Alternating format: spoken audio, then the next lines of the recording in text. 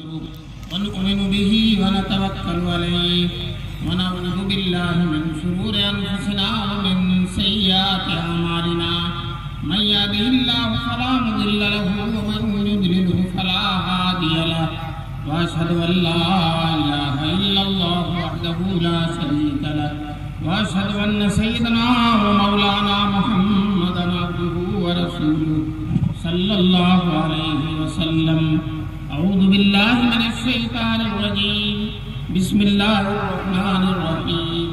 لا تحرك به لسانك لتعجل به إن علينا جمعه وقرآنه فإذا قرأناه فاتبع قرآنه ثم إن علينا بيانه. صدق الله العلي العظيم. وقال النبي صلى الله عليه وسلم خيركم من تعلم القرآن وعلمه أو كما قال النبي صلى الله عليه وسلم. وقرآن جو غذا بھی ہے، دوا بھی ہے، شفا بھی ہے.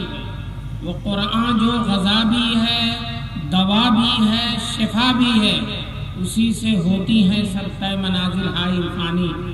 حضرت صدر جلسہ معزز اور محترم علماء اکرام، بزرگان دین اور نوجوانان ملت، عزیز طلبہ اور نیک مائیں اور بہنیں، اللہ کا کرم ہے، اللہ کا احسان ہے کہ اللہ تعالیٰ نے ہم سب کو اس مدرسہ خیر العلوم کے اس عظیم الشان اجلاس میں، عظیم الشان اس لیے میں کہہ رہا ہوں کہ 3 بج گیا ہے اور کوئی صاحب سو نہیں رہے ہیں.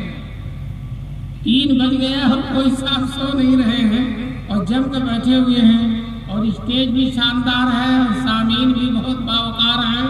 تو اللہ تبارک تعالیٰ آپ حضرات کے ذوق و شوق کو قبول فرمائیں.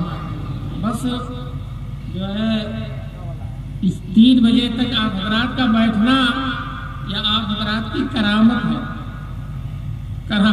پہلے جلسے میں تو صبح تک لوگ بیٹھتے تھے اس لیے کہ جانے کا سادھن نہیں رہتا.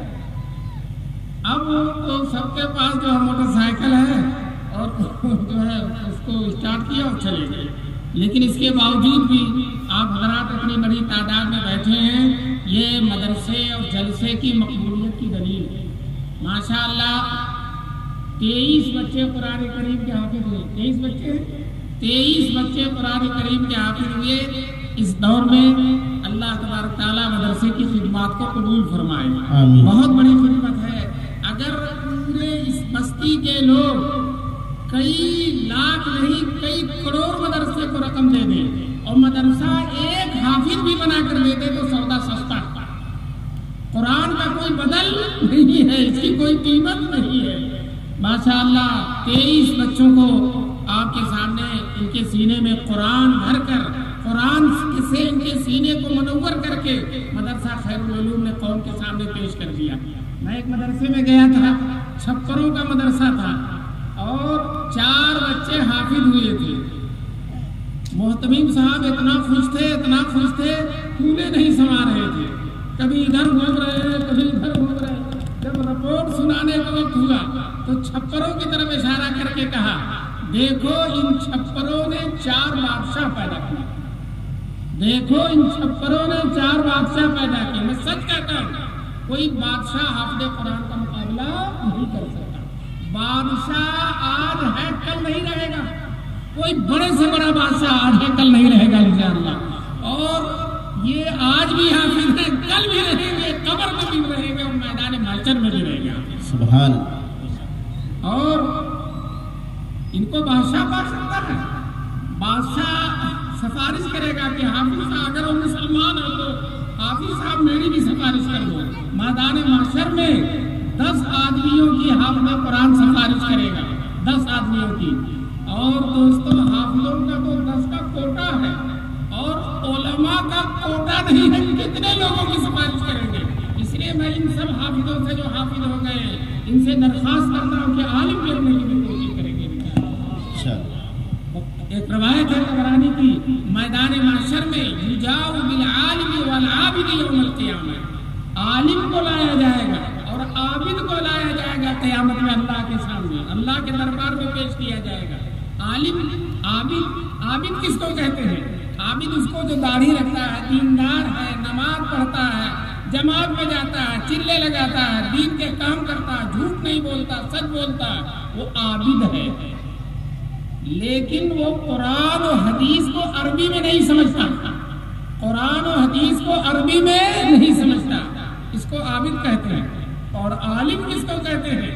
جو عربی زبان میں قرآن کو سمجھتا، ترجمے سے نہیں، عربی زبان میں، عربی پڑھ کر حدیثوں کو سمجھتا، براہ راست قرآن و حدیث کو سمجھتا، رسول پاک سے براہ راست رابطہ اور واسطہ رکھتا ہے، اس کو عالم کہتے ہیں۔ تو عالم کو بھی بلایا جائے گا اور عابد کو بھی بلایا جائے گا۔ عابد سے کہا جائے گا چلو اٹھو جنت میں چلے جاؤ، عابد صاحب خرامہ جنت میں جا رہے ہیں، مولانا صاحب بیٹھے ہوئے، عالم صاحب بیٹھے ہیں۔ آج کل کے لوگ بہت جلد علماء سے بدگمان ہو جاتے ہیں، شاید کسی کے دل میں خیال گزرے کہ کیا بات ہے، مولانا پھنس گئے کیا، یہ عابد تو جنت میں جا رہا، مولانا بیٹھے ہوئے ہیں۔ اتنے میں اللہ تعالیٰ کہیں گے اے عالم اٹھو، ایک جم غفیر کی سفارش کرو، تم تنہا جنت میں نہیں جاؤ، دنیا میں تم تنہا نہیں رہتے تھے، خلق خدا کے بیچ میں رہ کر ان کی ہدایت کرتے تھے، ایک جم غفیر کی ہدایت کا سامان کرتے تھے، آج تم ایک جم غفیر، ایک بہت بڑے مجمع کو اپنے ساتھ جنت میں لے جاؤ۔ دوستو، بے پناہ بہت بڑا مجمع عالم دین اپنے ساتھ جنت میں لے کر جائے گا۔ یہ ہے اصل نفع، یہ ہے اصل فائدہ، یہ ہے اصل کامیابی۔ ہمارا بیٹا عالم ہو جائے، ہمارا بیٹا حافظ ہو جائے۔ دوستو، ہم کسی اور تعلیم کی مخالفت نہیں کرتے، ڈاکٹر بھی ہو، انجینئر بھی ہو، سائنسداں بھی ہو، سب ضرورت ہے اس کی، لیکن یہ سب کامیابیاں دنیا تک کی ہے، اور آخرت کی کامیابی، میدان محشر کی کامیابی، اللہ کے دربار کی کامیابی، جنت اور جنت کی نعمتوں سے سرفراز ہونے والی کامیابی، تو یہ دینی علوم، دینداری، تقویٰ اور پرہیزگاری کی بنیاد پر ہے۔ میں مدرسے کے ذمہ داروں کو دل کی گہرائیوں سے مبارکبادی دیتا ہوں کہ آپ حضرات نے محنت کیا، پورے جگر سے سینچا ہے ان بچوں کو اور ان کو حافظ بنایا ہے۔ دوستو، حافظ بننا آسان نہیں ہے، آسان نہیں ہے، بڑی مشکل سے حافظ بنتے ہیں۔ بتائیے، ایک اتنا بڑا کاغذ، ابھی شعر بنایا تھا، اپنا بنایا ہوا تھا، لیکن دیکھ کے پڑھ رہے ہیں، یاد کرنا آسان نہیں ہے۔ اللہ کا یہ کلام 30 پارہ جو 23 سال کی مدت میں رسول پاک صلی اللہ علیہ وسلم کو اترا تھا، اپنے سینے میں محفوظ رکھ دینا، یہ بہت بڑی بات ہے۔ حدیث میں رسول پاک صلی اللہ علیہ وسلم فرماتے ہیں، جس کا بیٹا حافظ ہو جاتا، غور سے سنیے، جس کا بیٹا حافظ ہو جائے گا، میدان محشر میں اللہ تعالیٰ اس حافظ کو اپنے سامنے بلائیں گے۔ کتنے بڑے رتبے کی بات ہے، اللہ کے سامنے بلایا جا رہا ہے، اور ابھی نہیں، ابھی اعزاز کا سلسلہ شروع ہے، اس کے والد کو بھی بلایا جائے گا۔ جس باپ نے اس کو حافظ بنوایا، مدرسہ خیر العلوم میں داخلہ کرایا، اس باپ کو بھی بلایا جائے گا۔ اسی لیے میں حافظ لوگوں کے باپوں سے کہتا ہوں، داڑھی رکھ لو، اللہ کے سامنے بلائے جاؤ گے، داڑھی نہیں ہوگی تو بڑا شرماؤ گے۔ تو حافظ جن کے بیٹے ہو گئے ہیں، ان کے لیے لازم ہے کہ وہ داڑھی رکھیں۔ چنانچہ اللہ تعالیٰ بیٹے کو بھی بلائے گا اور باپ کو بھی۔ بیٹے سے اللہ تعالیٰ کہے گا پڑھو، بیٹا فر پڑھے گا، ایک آیت پڑھے گا اور باپ کا ایک درجہ بڑھے گا، دوسری آیت پڑھے گا، باپ کا دوسرا درجہ۔ جنت کے درجات میں باپ بڑھتا چلا جا رہا ہے، بیٹا پڑھتا چلا جا رہا ہے، باپ بڑھتا چلا جا رہا ہے۔ ہمارے دارالعلوم دیوبند کے سابق شیخ نبی حضرت مفتی سعید صاحب، اللہ ان کے قبر کو نور سے بھر دے، وہ اس حدیث کو سنا کر بطور لطیفہ کہتے تھے، ڈنڈا کھایا بیٹے نے اور درجہ بڑھ رہا باپ کا۔ ڈنڈا کھایا بیٹے کیوں؟ یہ آخر آسانی سے نہیں ہوگے۔ صحت مند لوگ، تندرست توانا جوان لوگ سوئے رہتے ہیں، اور یہ بچہ فجر سے 1 گھنٹہ پہلے اٹھ جاتا ہے، اور حافظ صاحب بھی اٹھ جاتے ہیں، اور بچہ حافظ صاحب کو سبق سنانے فجر سے پہلے جاتا ہے، اور سبق یاد نہیں رہتا تو حافظ صاحب تھپڑ کا ناشتہ دیتے ہیں، تھپڑوں کا ناشتہ دیتے ہیں۔ تو اسی کی طرف مفتی صاحب نے اشارہ فرمایا، ڈنڈا کھایا بیٹے نے اور درجہ بڑھ رہا باپ کا۔ کیوں باپ کا درجہ بڑھ رہا؟ باپ نے اس کو انگلش میڈیم میں نہیں بھیجا، باپ نے फैक्ट्रियों में नौकर नहीं रखा, बाप ने इसको सऊदी अरब कमाने के लिए नहीं भेजा, बाप ने इसको गलियों और सड़कों में आवारा घूमने के लिए नहीं छोड़ दिया, बल्कि बाप ने उसको अरबी मदरसे में पहुंचा दिया। ये बाप की कुर्बानी है। आज उस कुर्बानी का फल पाने का वक्त है।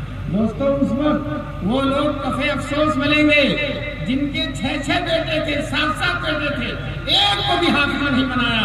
वो कहेंगे काश कि हम अपने एक बेटे को हाफिज बना देते, आज हमारा भी दर्जा बढ़ता। मुसलमानों, ये मौका है, गनीमत है। मदरसे फरावानी के साथ मौजूद हैं, बिल्कुल आसान, कोई पैसा नहीं, कोई डोनेशन नहीं, बल्कि कितनी आसानी के साथ आप एक बच्चे को ले जाकर मदरसे में दाखिल कर दीजिए। मदरसे वाले खाने का भी इंतजाम करेंगे, मदरसे वाले दवा इलाज का भी इंतजाम करेंगे, बिजली का भी इंतजाम करेंगे, कुरान शरीफ भी मदरसे ही वाले दे देंगे, रहल भी मदरसे ही वाले दे देंगे, और जब हाफिज हो जाएगा तो पगड़ी भी मदरसे ही वाले बांध देंगे। पगड़ी भी मदरसे ही वाले, घर वाले दिए हैं, मदरसे वाले दिए। मदरसे कितनी सुन्नत की बात है।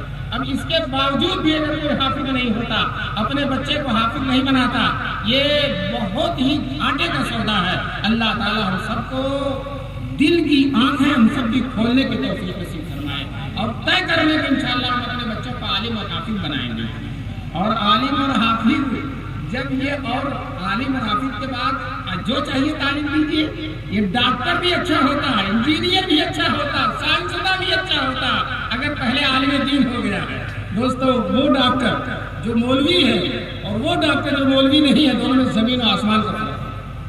वो बड़ा शऊर होता, उसके हाथ में बरकत होती है।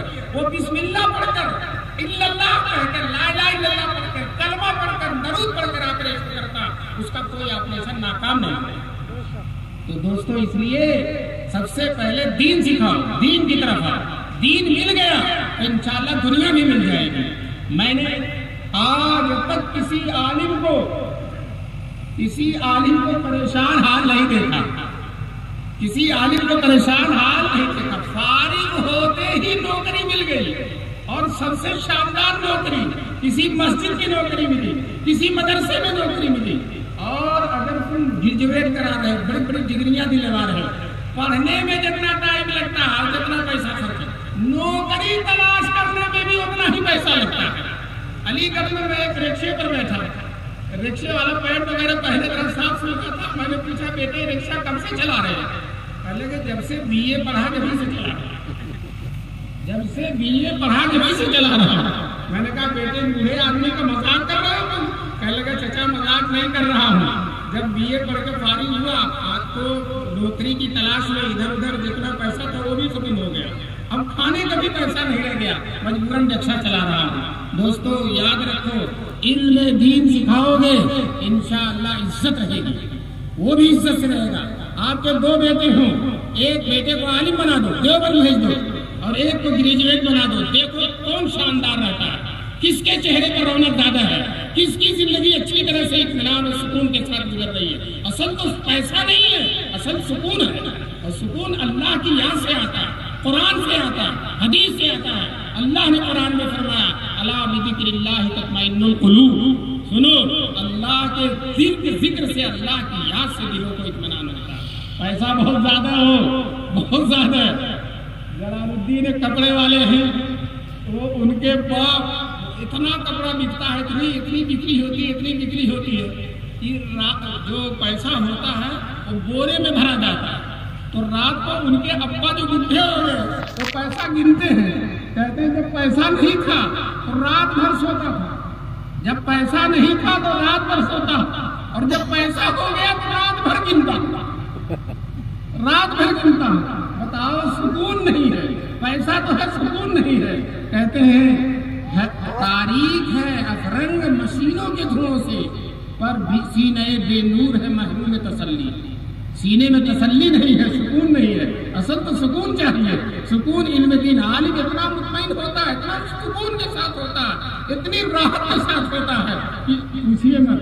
किसी शायर ने, शेख सादी बहुत बड़े आलिम गुजरे हैं, वो कहते हैं, हम इतनी मर्दगी बादशाह 7 मुल्क अगर ले लेता है, हम चुना दरबंद इतनी दे दिए तो 8वें मुल्क की फिक्र में रहता। आप देखिए ना, इस वक्त रूस कितना बड़ा है, روس کتنا بہت بڑا حلقہ ہے، بہت بڑا ملک ہے روس، رہنے کے لیے لوگ نہیں مل رہے، اتنے ویرانے اس کے پڑے ہوئے، اس کے باوجود یوکرین کو لینا چاہ رہا ہے، اس پر حملہ کر رہا ہے۔ بالکل بزرگوں نے جو کہا ہے وہی، 7 ملک اگر لے لیتا ہے بادشاہ، 8ویں کی فکر میں سوتا نہیں ہے۔ اور نیم نانے اور گدارا جو حاصل سبت نان شام چنا خوش بخسبت کی سلطان شام۔ کہتے ہیں فقیر کو جب شام کی روٹی مل جاتی ہے، شام کو یہ آدھی روٹی اور ایک روٹی مل کے کھا لیتا ہے، اتنا ٹھاٹ سے سوتا ہے، اتنا ٹھاٹ سے سوتا ہے کہ جیسے لگتا ہے ملک شام کا بادشاہ۔ اور ملک شام کا بادشاہ کیا سوئے گا؟ وہ تو بے قرار و بے چین ہے، اس پر حملے ہو رہے ہیں، وہ ظلم کر رہا ہے، ظلم کی پاداش لے پا رہا ہے اور برباد بھی ہو جائے گا۔ دوستو، اطمینان اصل ہے، اور اصل اطمینان قرآن و حدیث کی تعلیم ہے۔ اس لیے آپ اپنے بیٹوں کو عالم بنائیے۔